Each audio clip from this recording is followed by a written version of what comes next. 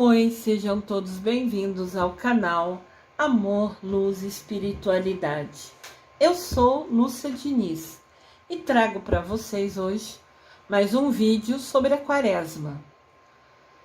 Hoje quero falar com vocês sobre curiosidades, o ano litúrgico e a importância das cores litúrgicas. Curiosidades. Trago para vocês hoje um pouquinho sobre os paramentos litúrgicos. Alva ou a túnica é uma veste longa e branca. Muitas vezes é enriquecida com rendas e bordados.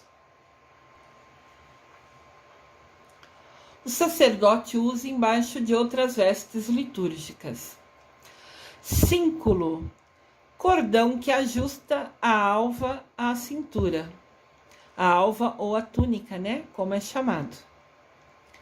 Casula é a veste do sacerdote usada sobre a alva ou a túnica para a celebração da missa.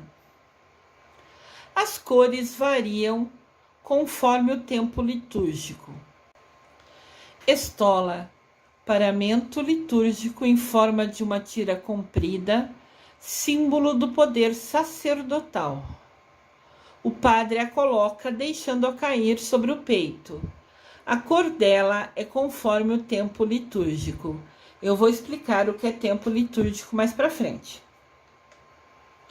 Aqui tem uma alva ou túnica, né? Cores litúrgicas. Que cores são usadas em cada momento? A cor branca é usada na Páscoa, no Natal, nas festas do Senhor, nas festas da Nossa Senhora e dos Santos, exceto os mártires. Ela simboliza alegria, ressurreição, vitória e pureza. Vermelho lembra o fogo do Espírito Santo, por isso é a cor de Pentecostes. Lembra também o sangue, a cor dos mártires, e é usada na sexta-feira da Paixão. O verde usa-se nos domingos do tempo comum e nos dias feriais do TC, do tempo litúrgico, né? Está ligado ao crescimento e à esperança.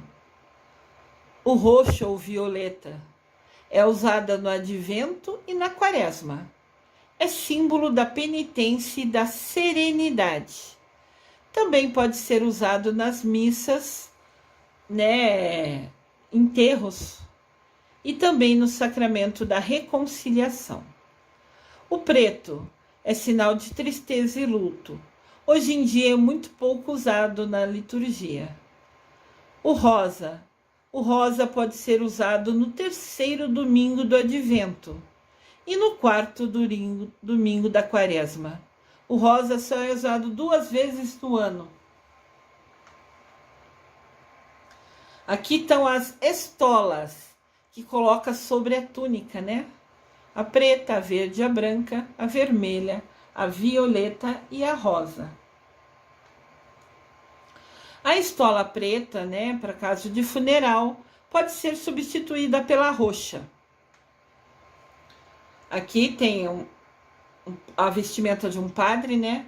Óbvio que esse padre é de uma igreja, de uma arquidiocese, uma igreja que tem mais dinheiro, né? Que é uma história, uma roupa mais refinada, vamos dizer assim, né?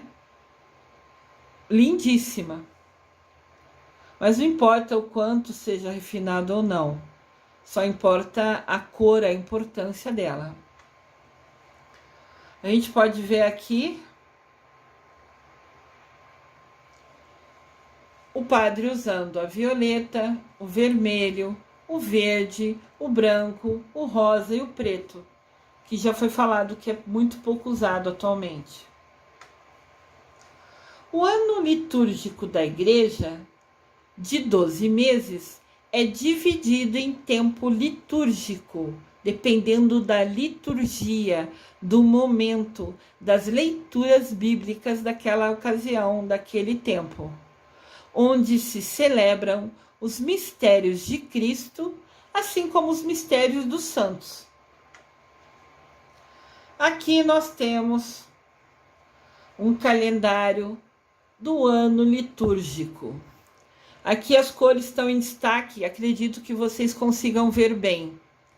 A rosa, por exemplo, vai ser usado somente na terceira semana do Advento e na quarta semana da Quaresma.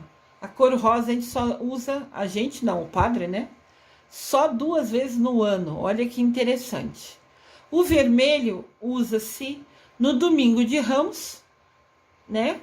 Que a gente já falou aqui na Quaresma, tem um vídeo sobre ele. Na sexta-feira santa, também uso o vermelho no dia que Jesus morreu na cruz. E também usamos o vermelho em Pentecostes, dia do fogo novo, né? Do Espírito Santo descendo. O violeta é usado no Advento, né? O Advento é antes do Natal, aquela semana antes do Natal. E na Quaresma, quarta-feira de cinza, primeira, segunda, terceira semana e quinta semana. Que na quarta semana da Quaresma uso rosa. Daí tem o branco, na festa do Cristo Rei, no período do Natal, na quinta-feira santa, no período de Páscoa, fora Pentecostes, na Santíssima Trindade e Corpus Christi. São dias específicos de festa, então põe a cor branca. E a grande maioria é o tempo comum. Tem a primeira parte, são 6 semanas, e depois tem, que ficam aqui no quadro, estão representados do lado direito, e depois tem do lado esquerdo. Então tem muito tempo comum. Muito interessante. Foi assim decidido, definido essas cores para esses dias. Bonito, né? Fica colorido, traz uma energia, pensando em energia, algo positivo, alegre. Aqui estão, de novo, né, as roupas, as 6 cores, mas como foi falado, né, a preta quase não se usa mais. Usa a violeta, né, a roxa, no lugar da preta, para eventos mais fúnebres. Cada ano litúrgico começa com o tempo do Advento. Advento é o tempo de preparação para o Natal. São 4 semanas antes do Natal. Advento é o tempo de conversão, é a gente se reavaliar, né, para se conectar ao Cristo que vai nascer. E o tempo termina na solenidade do Cristo Rei, no último domingo do ano litúrgico em novembro. Então entendam, o ano litúrgico não segue o nosso ano civil. O nosso ano civil é de janeiro a dezembro. O ano litúrgico é do Advento até a festa do Cristo Rei. A festa do Cristo Rei sempre é em novembro. Então, em final de novembro, já muda o ano litúrgico. O Cristo Rei é sempre o último domingo do ano litúrgico. O ano litúrgico é cíclico e por isso é dividido em... É um círculo, entendem? Calendário do ano litúrgico. O Advento é a preparação 4 semanas antes do Natal. O Natal vai comemorar o nascimento de Jesus.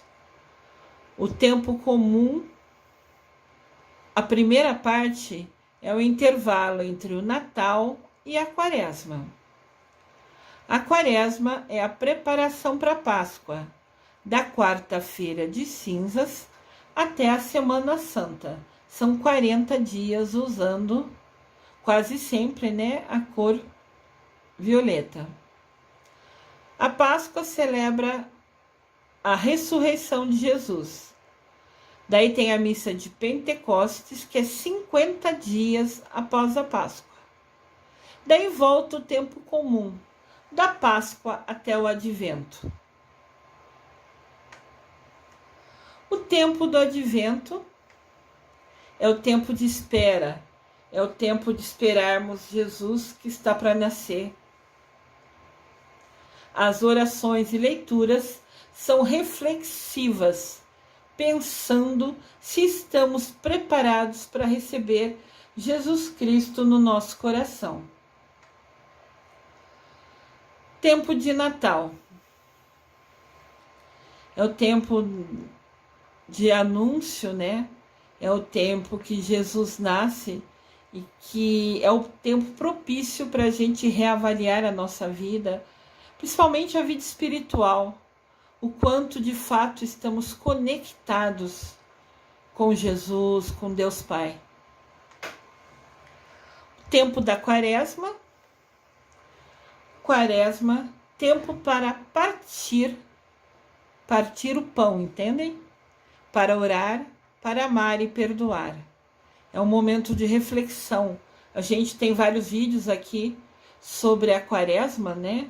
Nesse canal, se você é novo no canal, seja bem-vindo, se inscreva no canal, clique no sininho e quando aparecer a janelinha, coloque em todas, que daí o YouTube avisa você a cada novo vídeo do canal. Nós temos no canal vídeo todo santo dia, com as mensagens diárias, embasadas no livro de São José, para guiar o nosso dia, para nos fazer refletir e cada vez mais nos aproximarmos dele, né? E também cliquem no polegar para cima, curtam todos os vídeos que vocês assistirem. Quanto mais pessoas inscritas e mais curtidos vídeos, o YouTube nos permite, nos libera mais espaço para sempre trazer vídeos novos. Então, Quaresma é o tempo de partir o pão, de compartilhar com o nosso próximo, de rezar, de amar e perdoar. O tempo da Páscoa. Páscoa é o tempo de transformação. É quando Jesus ressuscita, se mostra mais ainda forte e poderoso. E nós escolhemos nesse momento estar ou não próximos a Ele. Entendam que a intimidade que nós temos com Deus é escolha nossa. O quanto nós somos próximos e íntimos a Deus somente depende das nossas ações, das nossas atitudes diárias. E tem o tempo comum. Tempo comum normalmente fala da vida, tem textos do Antigo Testamento e do Novo Testamento. Coisas do dia a dia. O ano litúrgico também é dividido em 3 ciclos, anos A, B e C, e eles se repetem. Ciclos são círculos, né? Vai para o A, B e C e volta para o A. Cada ano tem uma sequência de leituras próprias. Assim, a organização das leituras para cada ano nos dá a possibilidade de estudar toda a Bíblia em suas partes mais importantes, tanto do Antigo como do Novo Testamento. Aqui tem os 4 evangelhos, né? Evangelho de João, Marcos, Lucas e Mateus. Este vitral fica na Igreja Catedral em Porto Alegre, Rio Grande do Sul. Eu morei lá devido à transferência do meu trabalho, né? E me encantei com o vitral do Miguel Arcanjo, com a catedral em si e com as imagens dentro dela. Os ciclos do ano litúrgico são divididos em... No ano A, nós lemos o Evangelho de São Mateus. Aqui tem a imagem de São Mateus, que fica na Igreja Catedral de Porto Alegre. O altar fica num círculo e em volta dele tem a estátua dos 4 evangelistas, lindíssimos. Então, no ano A, estudamos os evangelhos de São Mateus. Estudamos, lemos, refletimos sobre ele nas missas, né? Ano A, São Mateus. No ano B, o evangelho é sempre de São Marcos. São Marcos, também imagem da Catedral de Porto Alegre, lindíssima. Imagem lindíssima, catedral lindíssima. Então, ano B, nós estudamos, lemos, refletimos sobre os evangelhos segundo São Marcos, escrito por Marcos. No ano C, o evangelho é de São Lucas. São Lucas, aqui representado. Ano C, São Lucas. O evangelho de São João é reservado para ocasiões especiais, principalmente festas e solenidades. São João, então, é lido em qualquer um dos 3 anos, seja ciclo A, B ou C, tem leituras de São João em dias importantes e festivos. Mas, como os evangelhos foram escritos? Olha que importante esse resuminho. O evangelho de Mateus são 28 capítulos e tem 1070 versículos. Ele foi testemunha. São Mateus, né, vivenciou próximo a Jesus. O público dele, quando ele escreveu, ele tinha em foco escrever para os judeus. São Mateus chama o Evangelho de Mateus, fala de Jesus chamando ele de rei e Messias dos judeus. Então Mateus não fala Jesus, ele escreve sempre que se refere a Cristo, a rei e Messias dos judeus. Ele descende de Abraão. E o ênfase dele são nos sermões. Ele falou muitos capítulos sobre os sermões que Jesus falava, sobre tudo os testemunhos que Jesus dava. Já São Marcos, o Evangelho de Marcos, tem 16 capítulos e 678 versículos. Uau, né? São Marcos escreveu o Evangelho seguindo tudo que ouviu do discípulo Pedro. Pedro conversou com Marcos, contando todas as histórias que o Pedro vivenciou ao lado de Jesus. Então, São Marcos escreveu o Evangelho, seguindo tudo que ouviu de São Pedro, do discípulo Pedro. Marcos escreveu direcionando para os romanos o texto. Ele se refere a Jesus como servo do Senhor. Se você lê o Evangelho de Marcos, quando ele fala de Jesus, ele usa o termo servo do Senhor. Ele não tem uma genealogia direta, ele não é descendente de ninguém importante assim. Ele era uma pessoa que se dedicou, né, ficou próximo a Pedro, ouviu todas as histórias que Pedro vivenciou com Jesus e ele então escreveu o Evangelho. O ênfase, o destaque de Marcos, do Evangelho de Marcos, são os milagres.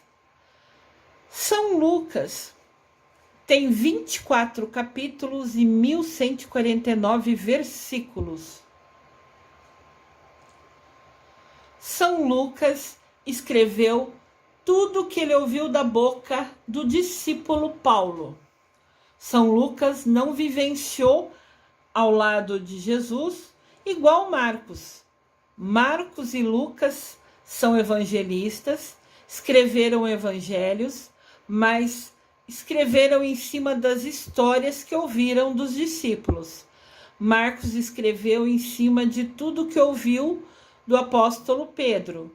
E Lucas escreveu sobre todas as histórias que ouviu do apóstolo Paulo. Lucas escreveu o livro dele, o Evangelho, direcionado aos gregos. Ele chama Jesus de Filho do Homem. Se você pegar o Evangelho de Lucas, ele nunca fala Jesus, ele fala o Filho do Homem. Lucas descende de Adão, ele é da linhagem de Adão. E o ênfase de Lucas é sempre nas parábolas. Os capítulos dele destacam muito sobre as parábolas. Aqui no canal tem vídeo falando sobre milagres, sobre palavras, para que vocês possam, quem não conhece ou gostaria de conhecer mais, vir a conhecer um pouquinho mais sobre milagre e um pouquinho mais sobre as parábolas. Então Lucas, destaca no seu evangelho, escreve com maior detalhe, fala muito sobre as parábolas. João escreveu 21 capítulos e 879 versículos. Ele foi testemunha de Jesus, ele vivenciou com Jesus. João evangelista, um dos apóstolos. Por isso o evangelho dele sempre é utilizado nas festas de qualquer um dos 3 anos, ciclo A, B ou C, porque ele sempre escreveu, o público-alvo dele das leituras é a igreja, é o povo de Deus. Nos evangelhos dele, ele chama Jesus de Filho de Deus. Ele não tem uma genealogia famosa, ele escolheu por si só seguir a Jesus, ser seu apóstolo. E o ênfase, o que João destaca no seu livro, nos seus evangelhos, são os diálogos. Ele fala muito dos diálogos. Então, o evangelho de Mateus é embasado na testemunha. Mateus foi apóstolo de Jesus.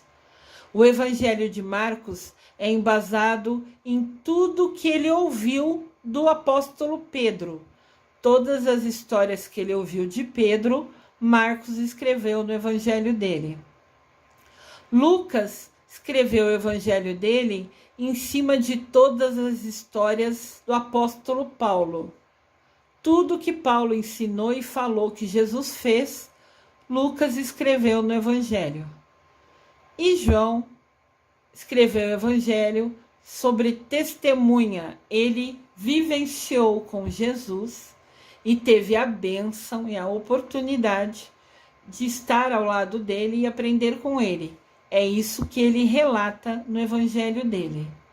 Então, Mateus é ano A, todos os evangelhos. Marcos, ano B. Lucas, ano C. João, todas as festas e eventos importantes nos 3 ciclos. Sempre tem leitura de João. O ano litúrgico atual é o ano C e acaba no dia da solenidade do Cristo Rei, que em 2022 será dia 20 de novembro. Então, dia 20 de novembro é o último dia do ano litúrgico C. Cristo Rei sempre é o último dia do ano litúrgico. E no ano litúrgico de 2023, começa em 27 de novembro, em 2022, que é o primeiro domingo do Advento, retornando ao ciclo A.